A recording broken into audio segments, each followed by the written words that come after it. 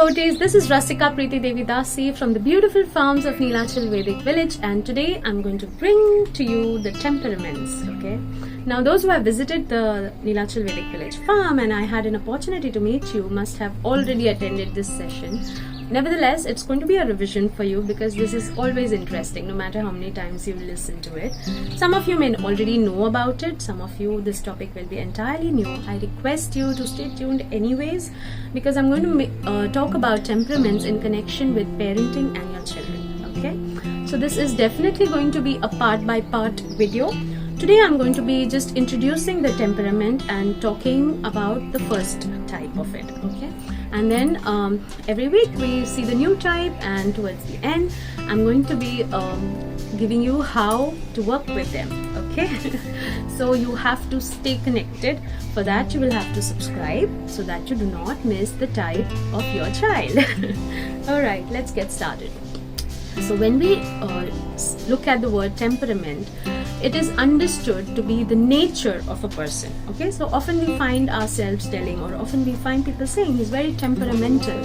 Okay, so that's something connected to temperament, but not exactly what temperamental means. Okay, so temperament means swabhav. If I have to translate in Hindi directly, जो हमारा nature है, it's our nature, how we behave, how we respond to situations, how we think most of the time. Okay, it's not personality. Okay, it's not the personality, it's a part of personality. Personality is a way bigger picture. Okay, temperament is just a part of your personality. Now, there are 4 types of temperaments. First, sanguines. Second, choleric. Third, melancholy. And fourth is phlegmatic. Okay, so today I'm going to be introducing temperaments a little and talking about the sanguines. So let's look at temperaments. Why it is important to understand temperament. Now, if I gave you granite, okay, and you want to make something out of it, which should be made out of marble, okay, or you're using granite to make a chair, and you're using wood to make your kitchen floor, kitchen platform, will it be a good idea? It will work. I'm not saying it will not work. So you have granite and you have wood with you. Okay, granite with granite you made chair, and with wood you made kitchen platform. Is that a wise decision? Okay, you had both. You could use any of it and you misplaced them, okay, or misuse them. So that's exactly what we do when we don't understand a temperament.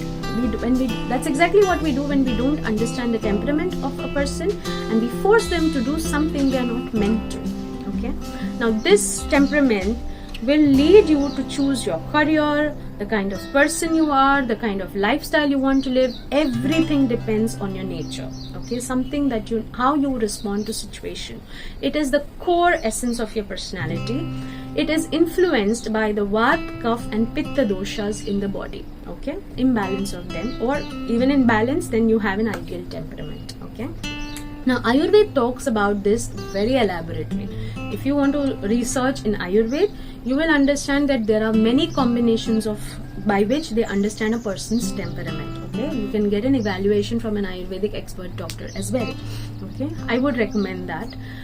However, for now, for our understanding and for ease of understanding, we are going to follow the Westerners and understand the 4 types of temperament. Okay, because I have also not studied the Ayurvedic way. I just am aware of it. During my research, I came across it that Ayurveda explains it very elaborately. But we are going to focus on 4 temperaments. There is a book written by Florence Littor. I'll drop in a link to that book in the description box. You can definitely go buy it and you can read for a more deeper understanding of temperaments, because what I'm going to be covering in this video is just an introduction, just the tip of the iceberg that it is. And know one thing, that understanding human beings require much more than just understanding their temperament types. You know, even if you know the temperament type, often you will find it difficult to really completely understand a person. So let's look at the first type of temperaments, that is sanguines. Now, if I have to give you a bird analogy of a sanguine, I would call sanguines a peacock. Yeah, sanguines are like peacocks. So when you look at a peacock, what do? Suppose there is a peacock suddenly that has come, in the garden. everybody are attracted towards it, isn't it? So that's how sanguines are. They are attractors, they are crowd gatherers, they are like very charismatic personalities. So what are the positive strengths of sanguines and what are the weaknesses of sanguines? So sanguines are influenced by the Vata personality types, okay? So if there is a Vata imbalance in the body, a person is going to be exhibiting more sanguine qualities. If the dosha is too high, you may tend to exhibit the weaknesses, and the more balanced the dosha, you may tend to exhibit the strengths, okay? It is also the predominant body type, okay? So if you are predominantly Vata body type, then you will exhibit more of sanguine qualities, okay? So now how does a sanguine behave? A sanguine is a very energetic person. A sanguine cannot stay at one place for a longer time. Understand it from the view of air.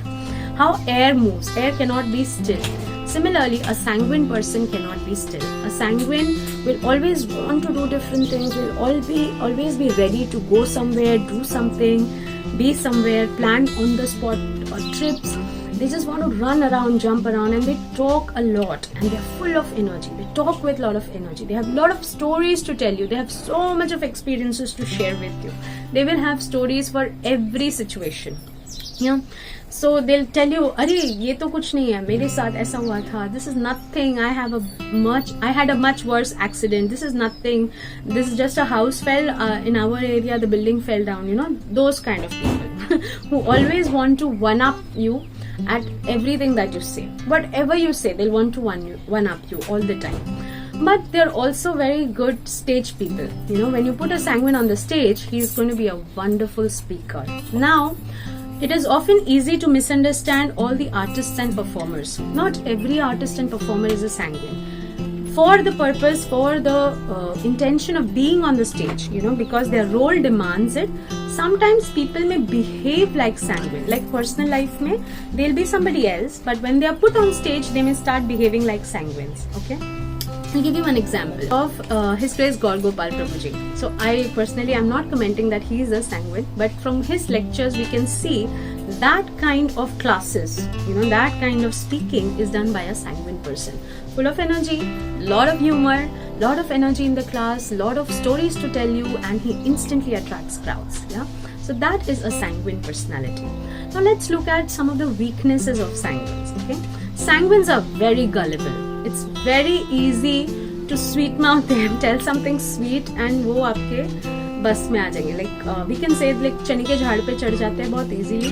That's what sanguines do. They are very gullible people, very easily influenced. You just flatter them a little and they'll get very easily flattered. They think that they are very cute. You know, they are like bunnies, soft, sweet, always bouncy. But at the same time, they are very disorganized. Okay, they don't think anything deeply. They are not sensitive. Yeah, absolutely not sensitive, which keeps them carefree all the time. They won't mind. Even if you insult them in the morning, by evening they're going to be they'll forget about it, they'll be your friends. Okay. And they're absolutely disorganized people. सामने कुछ चीज रखी होगी, they cannot find it. Their bags, school bags will be disorganized, their wardrobe will be disorganized, they'll not remember things, they'll forget 10 things. The very famous character Basanti from the movie Sholay is a good example of sanguine who keeps talking and keeps forgetting things. Everybody is friends, so they get fooled very easily also. Now, they don't think anything deeply, so they might say things just out of humor or for the fun of it without realizing how others will think about it, you know, or others will feel about it. Thus, they tend to come across as very offensive. You know, sometimes they just don't know the boundaries. They can go and talk nonsense. They are very forgetful in nature. They keep forgetting things very easily. They miss out on things. Quick to plan, quick to make decisions. So they don't stay at one decision for a long time. They may keep changing jobs. They may keep changing the subjects when they are studying if your child is a sanguine. So now, understanding sanguine, if your child is a sanguine, how you deal with them, what you do with them, this we'll see in the end. Okay. So before we complete, the question for today is, which mathematical operator do you associate sanguines with? Okay. And which color would you associate sanguines with? All the answers I'm going to share in the last video. Put it in the comment box. So that was all about sanguines today. In the next video, we'll talk about cholerics and see further how cholerics are. Till then, thank you for being with us. Hare Krishna.